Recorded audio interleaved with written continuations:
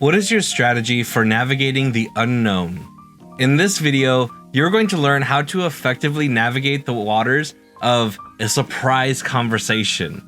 So if you've ever had a conversation where someone asked you, "Hey, can we talk?" then you need to watch this video. My name is Joohong, and I'm an authentic reality architect and a master NLP practitioner. Throughout my marriage, I have learned how to effectively communicate to build the amazing relationship that I have now.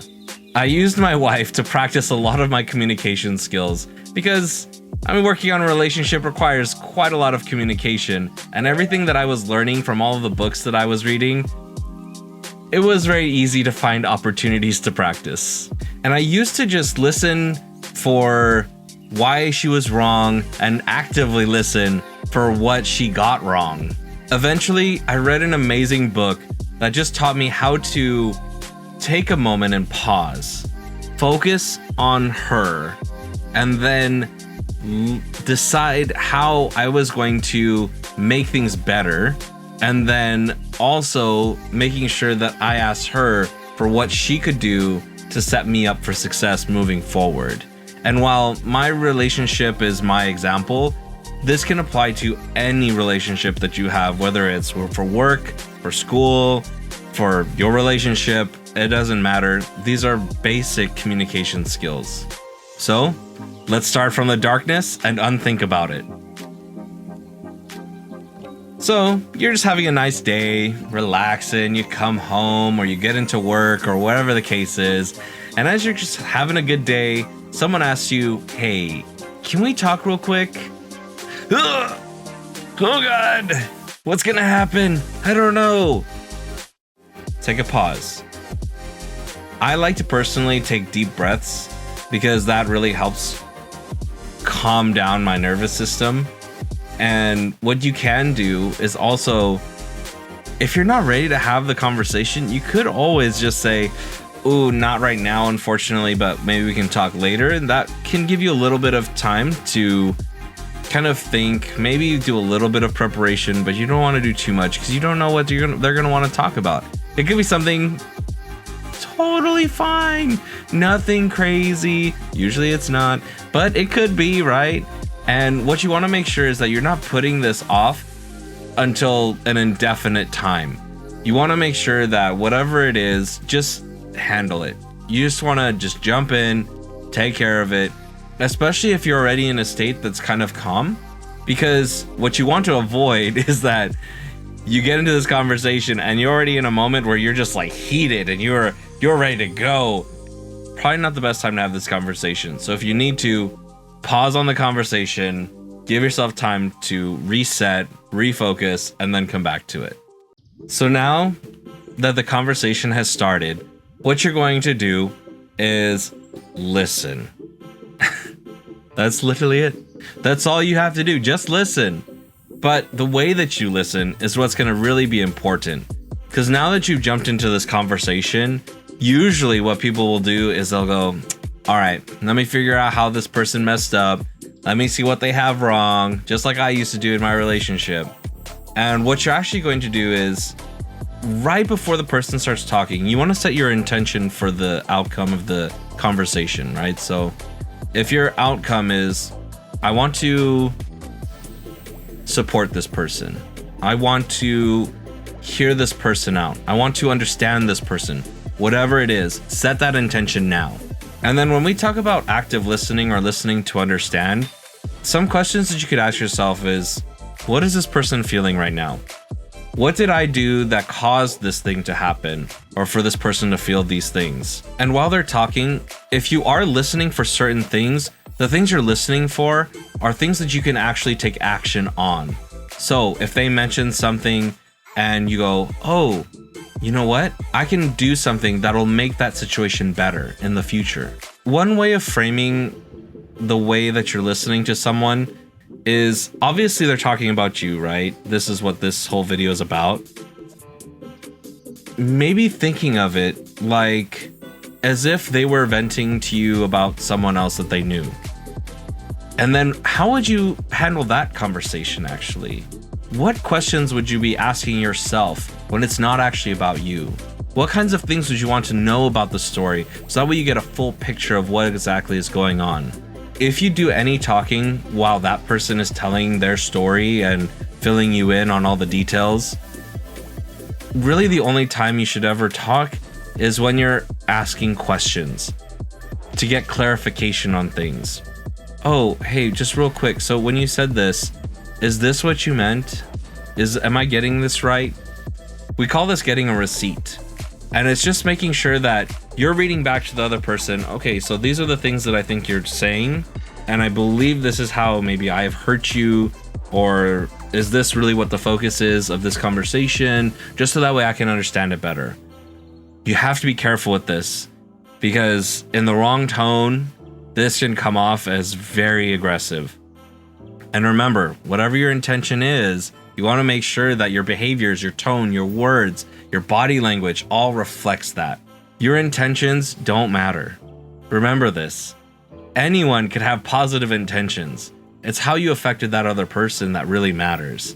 So if your intention wasn't to offend them or wasn't to whatever, come off aggressive or anything like that, but that's how they felt, then at the end of the day, that's really all that matters. And it's up to you to decide whether or not it's worth rebuilding that relationship or fixing this thing, especially, if you want to keep that person in your life or not. Obviously, if it's for work, sometimes you just have to learn how to communicate with people, even if you may not see eye to eye exactly. And so that's just something to ask yourself while you're going through this. And remember, it's not about what your intention was, it's about what that person felt. And of course, in the future, right, then if that was your intention, was to help this person or to support them or to make sure that you created a welcoming environment for that person, and that didn't come across, then for the future for yourself, okay, maybe this is what I need to do or what I need to change moving forward, so that way that actually does come across next time. So remember, this part of the conversation is you letting the person talk, letting them finish. Like, the only time you should ever ask those clarifying questions is after the person is done talking and there's just this like weird, awkward silence that you're like, I think they're done. And they kind of look at you like, are they gonna say anything? Like, what's going on? That's when you can come in and now ask those clarifying questions. Hey, so you mentioned this.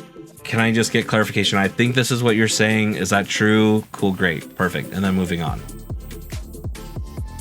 So really quick, before we get into the last point, I just want to remind you that if you are absolutely loving this content or you're enjoying it and you could see yourself listening or watching to these YouTube videos more, then please remember to subscribe or like the video now. And that way you can be on this journey with us together as we come out of that darkness, right? And we enter into that light, that beautiful radiant light that you're going to be stepping into once we're through this journey. All right, let's get back into the video. So now that you've heard them out, you have their whole story, you've got those receipts, so you know for sure there's no confusion, everything's very clear. Now it is your turn. So now that you've given that person exactly what you're going to do to make sure that the situation is better in the future, now you get to ask them, what do you need from them to set you up for success? Because you're going to be on this journey, right? And change is not necessarily happening overnight, although it could. You're going to need a little bit of grace as you're getting better. So as you are working to get better, if that person can give you grace on certain things or just help you, maybe remind you about something, or what I've usually done in the past is if, let's say, I said something to upset my wife or a coworker, I'll let them know, hey, next time, just call me out on it right in the moment. Like, that's totally fine. Or, hey, next time after I say the thing and whatever, when we have some time, just pull me aside and then just let me know. And totally, I got you, and I'll work on it and fix it. Make sure that you're very clear in the ways that you're asking people to show up for you. And make sure you're also getting receipts from them. So you should be asking them, hey, so now that I've said this, what do you understand about it? And can you just tell it back to me so we make sure that we're on the same page? Okay, cool. And then, if they give you a wrong receipt, you're like, okay, actually, let me clarify this part.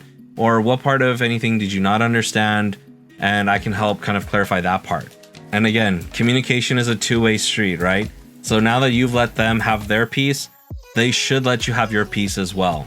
And that's kind of the beauty of doing your part first, where you're listening to them, really understanding their story, really understanding what's going on and how you can do better.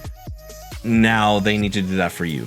And if they're not, then again, it's up to you to decide, what do you want to do from that moment? How do you want to go about this? Is this worth it?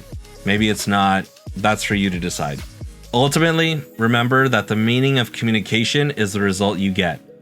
So if you say something and the person doesn't get it, it's up to you to make sure that you adjust the way you're delivering that message, or maybe the message in general, to make it match for however that person needs to hear it or process it.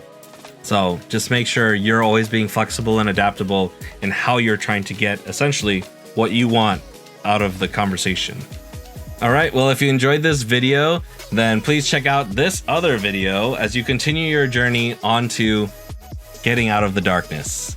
Also, the amazing book that I recommended in the beginning, or I talked about in the beginning, this is that book. It's called Crucial Conversations. This is the 3rd edition.